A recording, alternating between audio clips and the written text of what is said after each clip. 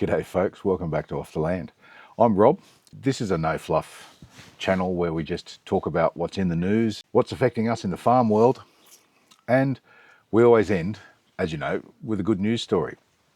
If you're new here, just a like, but here we are, we'll get straight into it.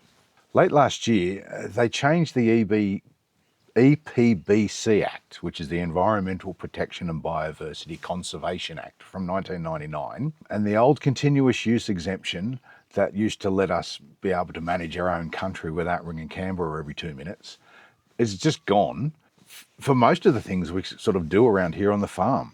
For instance, we can no longer just clear regrowth that hasn't been touched for 15 years. It used to be anything prior to 1990 used to be fair game, but now it's anything that's under 15 years old. So if you've let a hilltop get away from you because you just haven't had time for the last 10 or 15 years, that's it. That's now forest. It's no longer productive grazing land. The same deal has happened around watercourses. I can no longer chop down a tree within 50 metres of a watercourse, where I used to be able to chop it down, but I couldn't bring my machinery in there to drag it out. So basically, if I'm trying to clear a snag or make sure there's water flow, I can no longer chop down a tree. So fencing, fire breaks, scrub control, water drainage is all now, basically you need a permit to do it, even if it's 1 or 2 trees. So I'm not really sure how us farmers are going to keep up with that, and how we're actually going to keep our land open for grazing, especially after you've had a great wet season and everything just takes off on you. It really mucks with our day-to-day running that just keeps the farm going. But now it can be an offence unless you refer it and wait for the bureaucracies to give you a green light. I've already heard from a mate up in Queensland that they're pulling projects up there now because the cost of compliance and the risk of being fined is just too high. And one fella who's managing a big place up there, he's got a big place, well, he's got in both Queensland and New South Wales. Basically, he's complaining that he's being knocked back on knocking down single trees to build a road, etc. So I don't know how that's protecting the environment, not letting us manage our lands. I don't know. How is that useful? And here, I guess, this is how it actually hits a farm. You can't get in and clean up the paddock anymore. You can't put in a proper fire break without wondering if some satellite is going to get you fined, and you can't control scrub that's creeping back after a couple of good years on the side of a mountain, because you have to physically walk up there and chop it down after you've got permission. Meanwhile, the weeds keep growing, fuel loads are building, making fire risk worse, and the country gets harder and more expensive to manage it every year. We're already on tight enough budgets as it is, and we don't need more cost. So these new laws just slow everything down, and it means next year, when I finally do get permission, everything is so much bigger and costs more to get rid of. It stops young blokes from expanding or just keeping their place in order. And I just don't know how future farmers are going to be able to farm. And quietly, it just reduces the amount of productive country that's actually producing food. Less clearing means less grazing country and less cropping country and higher costs per hectare, and eventually less output. So the less output means everything is going to get harder and more expensive to run the place. So therefore, food that gets grown is going to cost more. Simple as that. I'm sick of it, and I know a whole bunch of us are sick of it, and I hope you're sick of it too, because we're out here just trying to keep the lights on in the house and put some food on your table, and the government just keeps inventing new ways to stop us doing that. I mean, our basic work is have a paddock, grow some grass, feed some cows, feed you. It's not about the environment anymore. It's about them wanting to control us and everything we do. And the people who are going to pay for it in the end are you people at the other end of the shopping aisle. Everyone's going to pay for it, including you. Enough of that terrible story. Let's get on to the next one.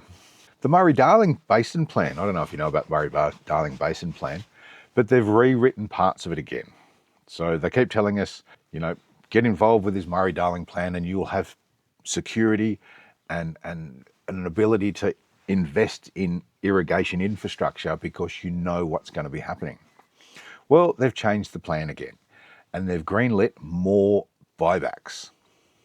The National Farmers Federation and a lot of irrigators like myself say that the government has ignored every other pathway to get what they want, and they've just pushed ahead with what they want, which is less irrigation, which means less food. And as a farmer with an irrigation license, I've watched this play out for many, many, many years. Water that used to be used to grow food is being bought up by the government and just locked away. And eventually that water goes down through the Murray Basin, ends up in the ocean at Adelaide. Lost to everybody. So the productivity goes down, which means towns and farms that are reliant on irrigation, they're losing their reliability of their water. The towns that depend on those irrigators are starting to hollow out because there's no work for the people in those towns anymore. People are leaving, shops are closing, the schools get smaller, and the whole place just gets quieter. And it doesn't just stop at the farm gate. When there's less water, it means less production. And that hits the entire supply chain. The truckies, the shearers, the packing sheds, all the local businesses, all of those businesses that just keep small towns and rural cities alive. And then, of course, it'll flow through to the big city. When there's no food in the little city, they can't ship it to the big cities. And when they do, because they don't have as much, it costs higher to freight. It costs more pressure on the supermarkets to pay the farmers more because, supply and demand. When there's a tighter supply, theoretically, the farmer gets more. So every Australian will pay for it one way or another, whether you realise it or not. And I hope you're starting to realise it. But they tell us it's for the rivers, to keep them pristine, fine. But they keep taking real water out of production without any real alternatives that'll help us keep putting food on the table and keep these smaller communities standing. And if these small communities fail, guess where the kids have to go? They've got to move to the city, making your rent go up. It's a lose, lose, lose. It's seriously a one-way transfer of wealth out of the regions, back into the cities and back into the pockets of politicians. So it's the farms that'll go quiet first, then the towns, and then the whole country's food security takes a hit. I have plenty of acres. I can grow some vegetables. I can eat a cow, a sheep, a goat, or a deer. Not everyone in the city has that option. So the city people are going to take the biggest hit eventually. I'm really sick of watching good country just get choked off while the people who actually grow the food are told to just adapt. Adapt to what? Adapt to less water? Higher costs? A government that treats productive land like it's an option? It's not optional. When you dry out the food bowl, everybody downstream pays. Farmers first, then every single Australian who eats, and the 700 million other people that Australia feeds. So it's not just water. And then, of course, we add Bowen's reckless renewables to the mix, and you're all going to starve. That brings me to story number 3. Have you heard about what just happened in Tasmania? Australia's biggest farm, Rushy Lagoon, it's nearly 22,000 hectares. That's like 55 or 60,000 acres. So it's not a tiny, tiny block of land, has just been bought up by a UK managed trust. And it's all just been signed off by the Australian government and the UK government and the federal treasurer have all just said this can go, this can happen. Basically, there's a UK trust. So a bunch of wealthy people in the UK have got together, put their money together to build a pine plantation. They're taking a farm that was one of Tasmania's biggest producers. And now they're going to stop that production and put pine trees in. This land used to run both dairy and beef cattle. So it used to give you your milk and your beef. And it's completely taken out of food production. I've looked at the numbers. This place was significant. It had big irrigation, massive water entitlements, thousands and thousands of head of stock. And that output doesn't just vanish into thin air. When you pull that much country out of production, the meat, the milk, the calves, that would have come off it every year, it's just gone. It just means less supply. So therefore a tighter market. Tighter market means higher prices for you at the supermarket. And it's not just Tassie farmers who are going to wear this. Every Aussie is going to pay. When productive land is taken offline, the food has to come from somewhere else. So where are we going to get it from? Argentina or China? Do we want to buy milk from China? So instead of fresh milk, it's going to have to be powdered and reconstituted or whatever like that. I don't want it. I'll just milk my own cow, but I don't know what you're going to do. And because again, it's a tighter supply, the price is going to go up at the checkout. You're going to notice an increase because of this one big farm. And everybody misses out. I mean, those thousands of cows have thousands of offspring. Those calves eventually get sold for meat. So thousands of cows, and let's say you can fit 50 cows on a truck. So every 1,000 cows is 200 trucks. So let's say they were 5,000 cows a year they were selling. That's 1,000 truck trips that aren't going to happen anymore. So there's a bunch of truck drivers that are no longer going to be employed. Those truck drivers no longer buy fuel at the local servo. They don't come to town anymore, so they're not buying food and groceries. So everything just snowballs.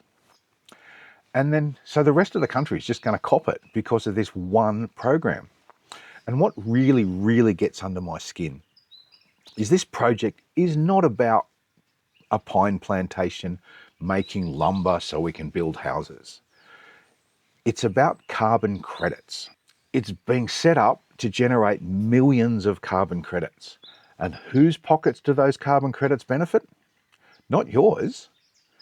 It's going to a UK managed trust, not Australian farmers, not Australian companies. A foreign outfit gets to turn our productive land into trees, and they can cash in on these credits, while Australian taxpayers, through the Clean Energy Finance Corporation, I have to get that right, they're putting tens of $millions into this deal to make it happen. So we're paying for it with Australian public money, which is taxpayer money, to help a UK firm lock up Australian farmland so our beef prices go up, so they can shut down our production and then profit from the carbon credits.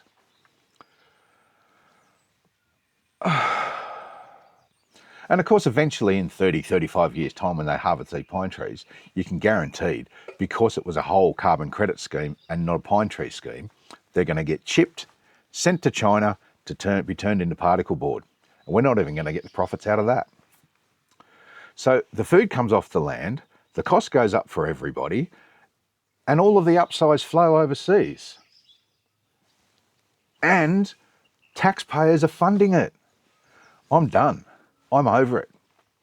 Why do we keep watching good country get taken out of production?